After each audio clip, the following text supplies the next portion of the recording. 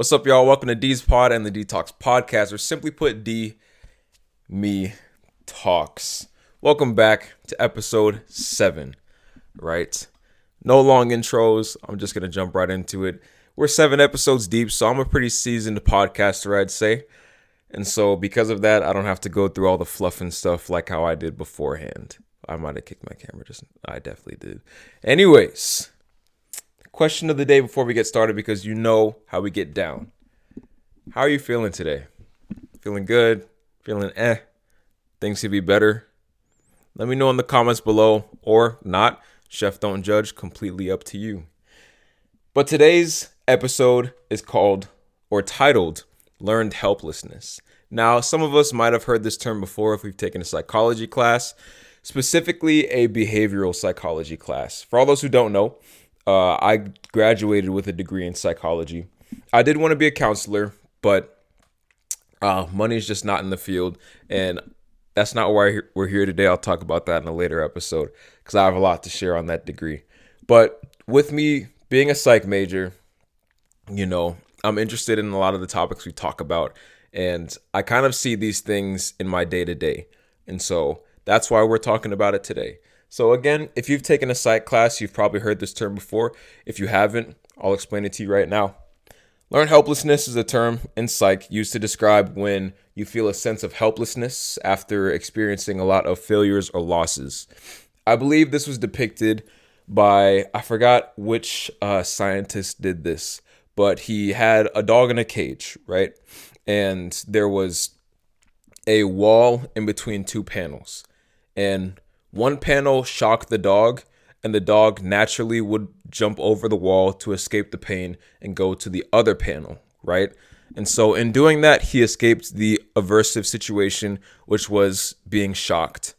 And he went to safety. But either they put up the wall higher or they made both panels shock the dog. But when the dog got shocked again, he jumped over, or he didn't, jump, and then he got shocked, and despite wherever he went, he just kept on getting shocked. And what they experienced was learned helplessness the first time in kind of a lab setting where they were able to define it. Because what they saw was the dog started picking up traits of depression and just kind of, as the title suggests, helplessness. He started feeling down and he gave up. He just stopped trying to escape in general, kind of accepted his fate at that point. And so, yes, likewise, this is very common in people that have depression. And we also have a small degree of learned helplessness when it comes to just kind of day-to-day people. Now, I talk about degrees a lot, right? Not deodorant or, bachelor's of science, right? But I talk about degrees because that's something else that came up a lot in my psych classes. So just because you feel a certain way doesn't mean that is you, right? So you can feel angry, but that doesn't mean you have anger issues, right? You can like organization, but that doesn't mean you have OCD. And real quick, I got a bone to pick with the OCD people. Don't say you have OCD if you haven't been diagnosed, right? I always hear people say, oh, I'm so OCD. I have OCD, this, that, and the third. No, you don't, right? Our brain naturally likes to see things that are organized, see things in order, right? And so just because you flick the light a couple times and I forgot to do it, 3 more times, that doesn't mean you have OCD. That just means you have a tendency that you like to do. You have a practice that you like to practice, right?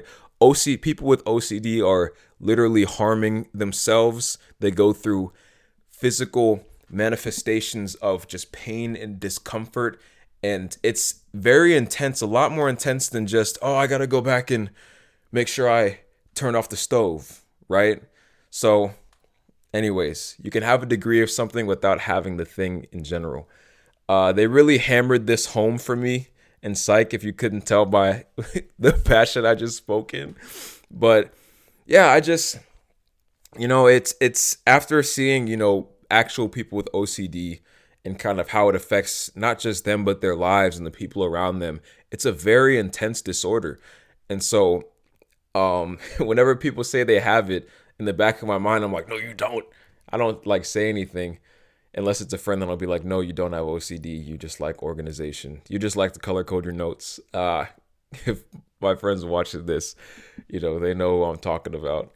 But same thing goes. There are degrees of things, but just because there's a degree of something in you doesn't mean you have it. We all have a degree of learned helplessness, but that doesn't mean we have it, right? But, whoa, I really strayed from my notes here. Just as learned helplessness was learned, it can be unlearned, right? Like I said, this is a behavioral psychology term. So it's all about behavior, all about modification, all about understanding how we tick, what makes us tick, and then how we can use these ticks to kind of modify or change ourselves or our circumstance, right? I love psychology, man. It's such an interesting degree. But socially, I see learned helplessness a lot, or the degree of learned helplessness, right?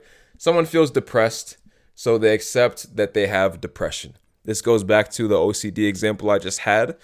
You can be depressed and not have depression, right? Someone tries something new, doesn't go their way, so they immediately give up, or they just down themselves and just, woe is me. Anytime you're starting something new, right? Be it a skill, a hobby, whatever it is, you're trying something new, you are going to fail.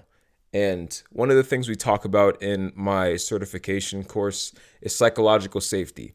And one of the things that we like to do is encouraging people to fail often fast, right? And encouraging that really, because if you're scared to fail, you're essentially scared to try. And if you're not trying, you're not making any progress, right? So in psychologically safe business environments, if you feel like you can fail and your job doesn't depend on it, then that's great, because then that's where innovation comes from. That's where new ideas, new perspectives, new processes. This is how the business grows, right? And if you continuously feel like, oh, well, if I fail, if I do this, they're going to judge me. Oh, they're going to say my question's a dumb question, stuff like that. Then you're not going to ask questions. You're not going to step out. But anyways, I digress. Another example. Or no, that was the example. Someone tries something new. They see they can't do it. Immediately they shut down. Growing up, that was me for a while. I tried like a new sport in like elementary school. I'd be trash, and then I'd continuously say, oh, I'm trash, I'm trash, I'm trash. And people do that now too as well, and they don't think much of it, but the Bible says something along the lines of the power of life and death is in the tongue, right? So what you speak is ultimately kind of what you're speaking over your life. So if you're continuously saying, I suck, even if you don't mean much of it, that's what you're going to believe, right? Same thing, another example for me, for some reason, like joking about depression was and still is a thing, like the I have crippling depression guy. So, I hear that. I thought it was funny. I'd say that over and over again. And eventually I found myself kind of really aligning with being depressed or having depression. When I didn't have depression, I was just continuously, again, going down that road through simply even making jokes about it, right?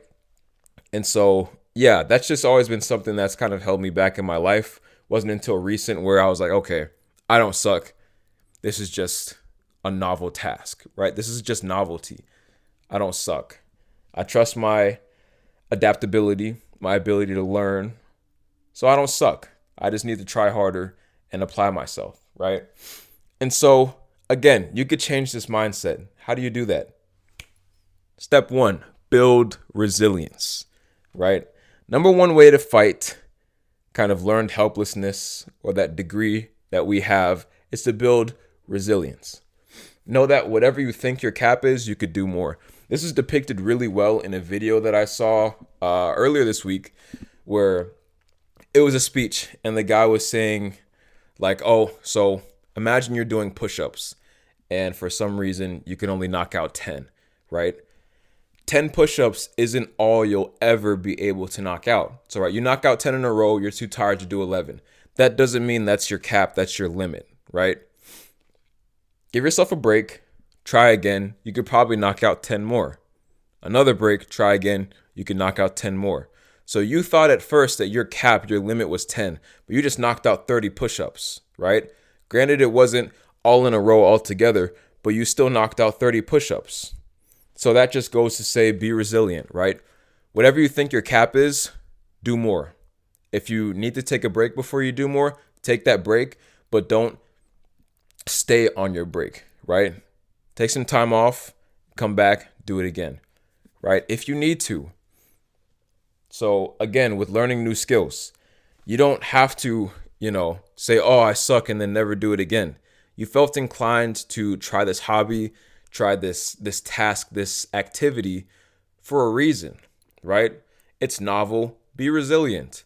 When I started Brazilian Jiu-Jitsu, my mindset was already switched. So I knew I was gonna get smashed in the first class, but I was looking forward to it because when you get smashed and someone is really doing you in, folding you like some clothes, you're in pain, you're in discomfort, you're seeing what they're doing, and you're learning. So now I'm like, okay, he did something where he held, my knee in the back of my head, and it's called a knee on belly, right? And so he was just kind of pressing down on my stomach with his knee.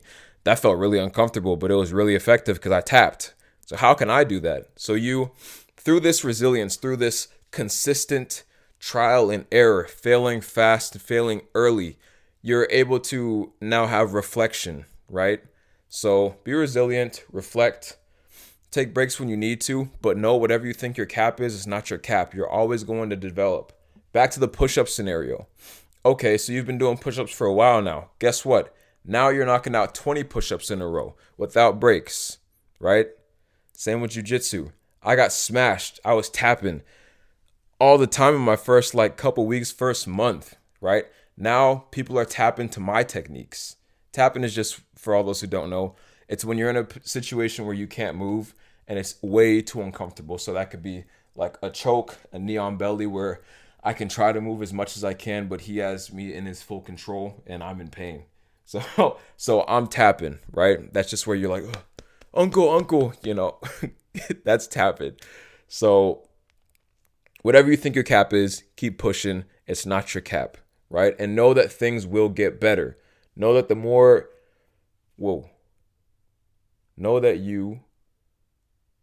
know that you have more in you than you may feel you do. Tap into that. Sorry, that I had a bunch of typos typing this out and I didn't go back and edit this before I started the cast. Interesting, D. But anyways, second step is not accepting situations. Failure happens to literally everyone. If you ain't failing, you ain't trying. Life is indifferent to your feelings. So don't accept failure as a sign to stop something you feel inclined to do, especially if it's a new skill or even an existing one. Failure, like I said before, offers an opportunity for reflection. So use that time, right? I got smashed. I got beat up. I used that time to figure out what I could do to, one, prevent that, and two, do it to somebody else, right? Another example, photography. Now, I've always kind of had an eye for photography, but when it came to using my camera, boy, there's so many features, so many knobs and buttons to press on here that at first I was overwhelmed and annoyed. I'm gonna be honest with you. It took me, I bought 2 cameras. The first camera I got was 500 something bucks, and I bought it and I did not touch it for 6 months after trying it the first time, just because I felt so overwhelmed with all the features and everything going on. Whenever I thought I was doing something, I'd turn up the ISO so the image is brighter, but then it looks all fuzzy and gross. So I'm like, oh, what the heck?